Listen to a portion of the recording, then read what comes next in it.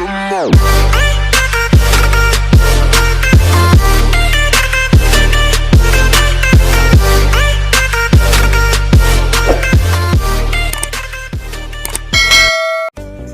warahmatullahi wabarakatuh.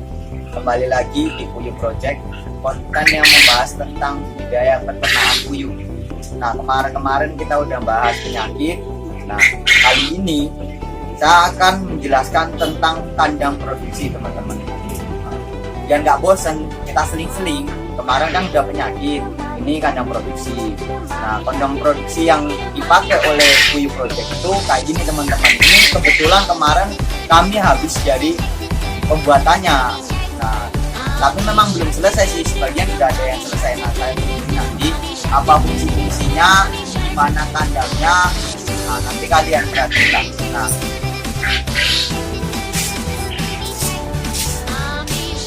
Nah, teman-teman, ini yang udah jadi kemarin. Nah, yang ini baru masa proses jadi. Nah, karena memang kami ini tim selo, jadi kalau mamanya buat kandang ya selo-selonya aja. Kalau selo ya kita kerjai, kalau enggak ya udah. Nah, ini jadi kayak inilah, teman-teman. Nah, ini sebenarnya jiplaan sih ya, saya mengakui kalau ini jiplaan. Jadi kan di kandang satu terus kami dulu gimana untuk kandangnya itu kayak ukurannya dan lain-lain. Jadi kandang produksi kami itu ya ukurannya mirip-mirip sama kandang untuk pembesaran. Baik, teman-teman, ada bos besar, kita baru pulang ya.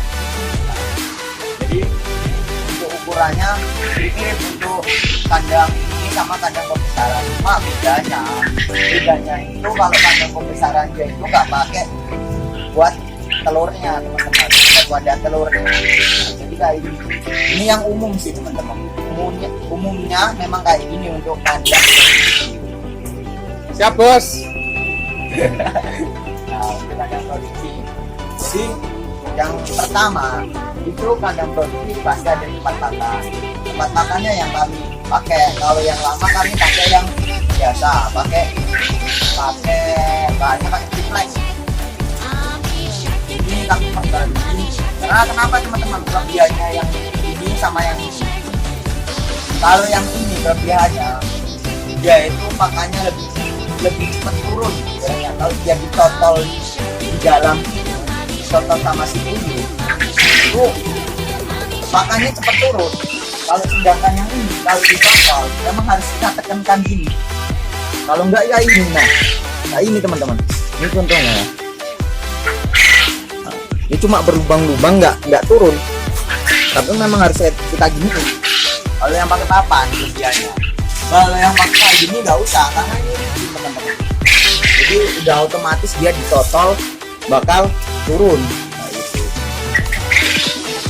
Jadi yang pertama ini fungsinya buat telurnya biar turun kayak gini. Jadi memang ini dibuat miring, teman-teman, miring. Terus ini kenapa dibuat kayak gini, teman-teman? Dibuat sekat triplek.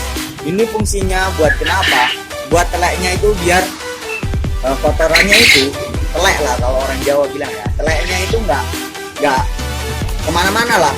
Bakal turunnya cuma ke tempat penampungan telek, nah, gitu. Jadi untuk kebersihan kandang juga kayak gitu, teman-teman. Nah, setelah pakan yang lainnya yaitu tempat minum. Kami pakai nipel yang kayak gini, teman-teman. Nipelnya yang kayak gini. Kenapa kami pakai nipel yang kayak gini? Ini satu, lebih mudah untuk merangkainya. Yang kedua, memang lebih efektif lah. Untuk saat ini peternak itu kebanyakan memang pakai kayak gini, teman-teman. Kenapa ya? Lebih efektif.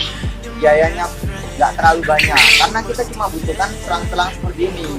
Kalau mamanya untuk yang nipel yang lainnya itu kadang kan yang pakai peralon itu kan lebih budgetnya lebih tinggi, teman-teman. Walaupun memang kelebihannya dia itu bakal sebenarnya lebih efektif. Nah, ini kadang nyumbat, apalagi kalau umpamanya tempat teman-teman itu tempat minumnya jarang dibersihin, lumut.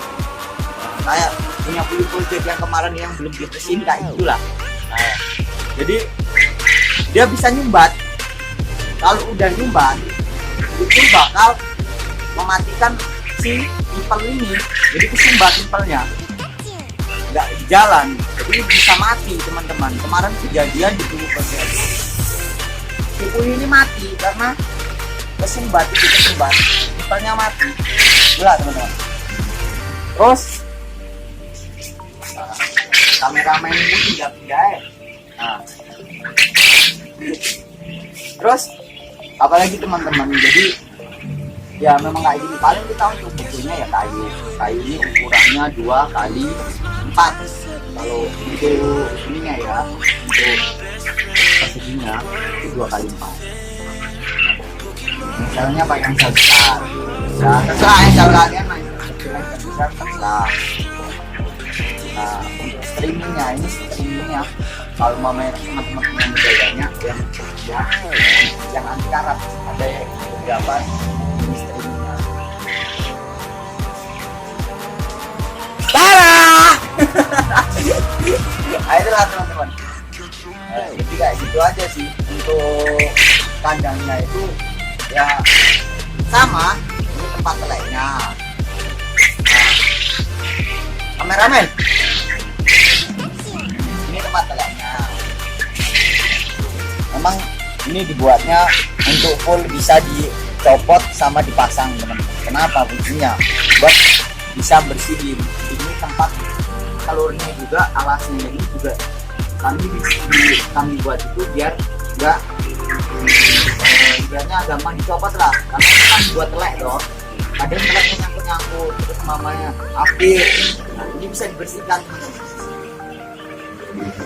Enak lah. Terus mamanya rusak.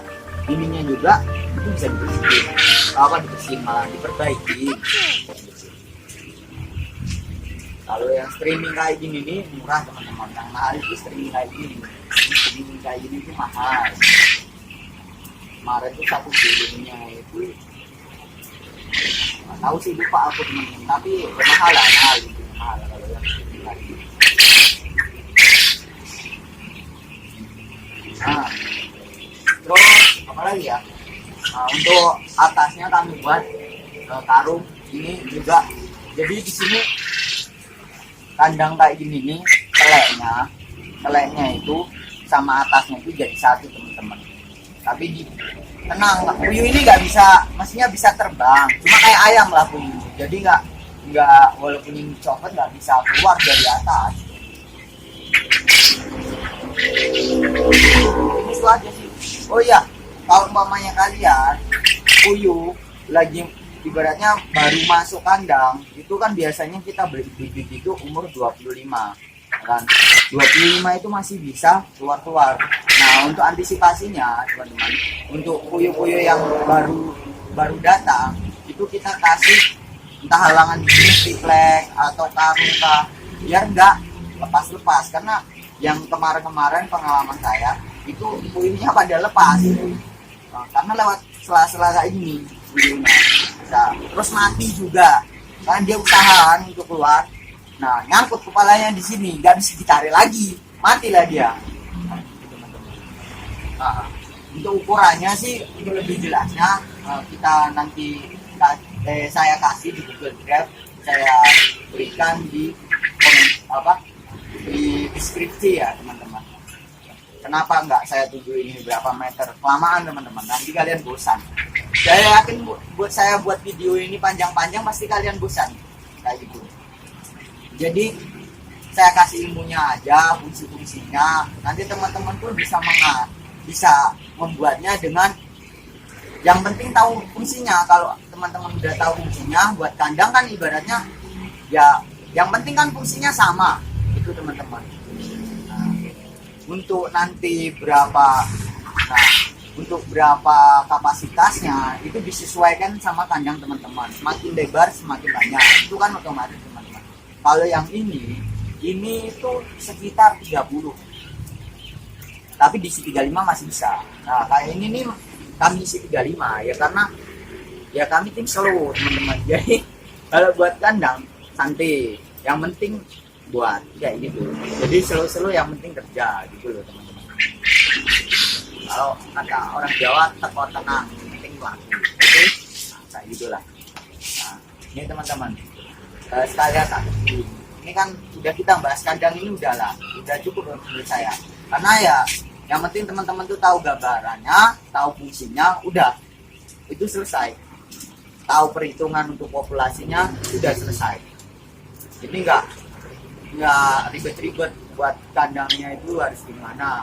Terus nanti teman-teman bisa, kan udah tak tunjukin kandangnya gimana, bisa inovasi lagi.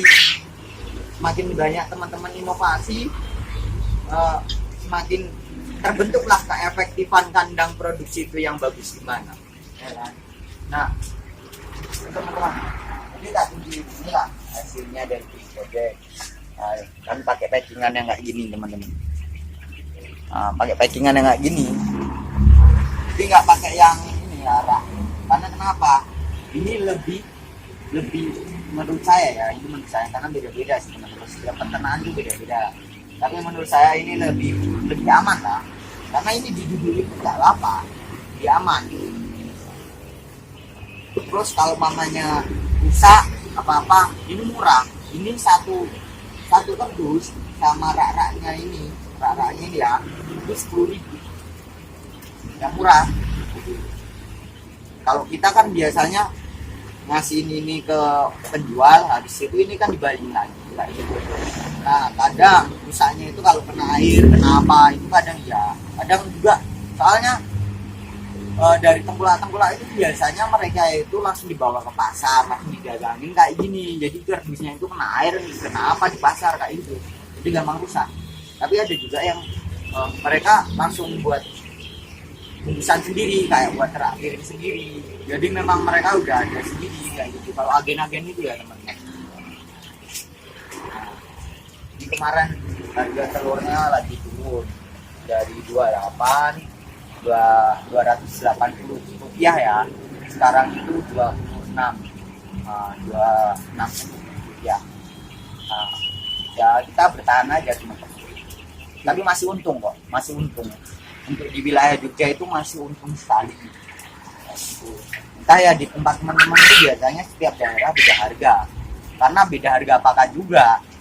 Biasanya itu harga akan menyesuaikan sama pakannya teman-teman. Semakin mahal pakannya, semakin mahal telur puyuhnya. Itu juga otomatis teman-teman. Semakin rendah pakan itu semakin murah juga telurnya. Kayak gitu. Itu yang biasanya, kadang juga ada sih mamanya. Nah itu yang buat tekor teman-teman, tekor itulah. Udah, mungkin itu aja dari Puyuh Project untuk episode kali ini. Semoga itu membantu untuk teman-teman. Saya bukan mengajari atau gimana, tapi saya memberikan apa yang saya tahu. Jika itu ada kesalahan, semoga teman-teman mau berkomentar dan mau membenarkan, biar saya tidak salah arah gitu. Dan saya pun kalau saya punya ilmu saya bagikan, dan kita saling membantu untuk membangun peternakan Indonesia yang lebih baik lagi, biar nggak kalah sama luar negeri. Biar kita juga penghasil produksi kita yang tinggi. Oke, nah, salam peternak puyuh, salam peternak Indonesia.